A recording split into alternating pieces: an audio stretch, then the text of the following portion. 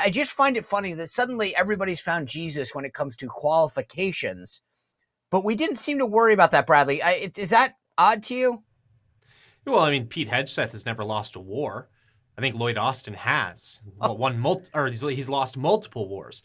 So listen, bad experience is not better than no experience at all. And when you're in an executive position appointed by the president, your number one qualification is the will to do what the American people has ordered you to do, and that is effectuate the president's agenda.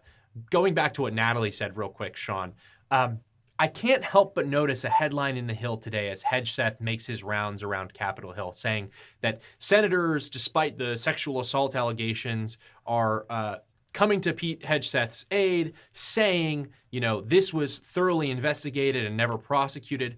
But at the same time, Senate Republicans aren't extending that to Matt Gaetz. Why aren't they? Well, the reason that they're not extending it to Matt Gaetz is because the legislature has been complicit in forking over power to the administrative state. And Matt Gaetz is their number one threat to blow it up.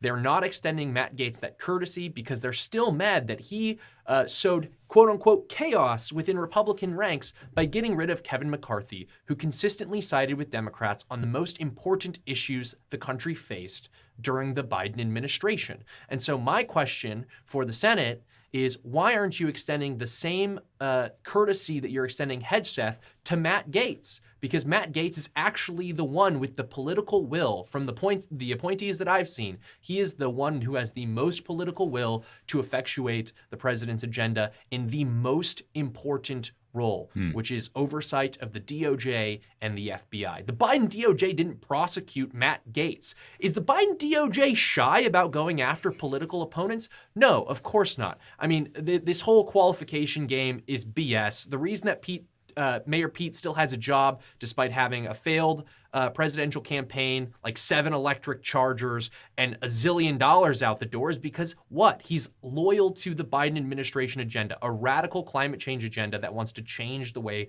we do transportation in the United States, that wants to lock you in your pod and make sure you don't have a diesel truck. That's why he still has a job.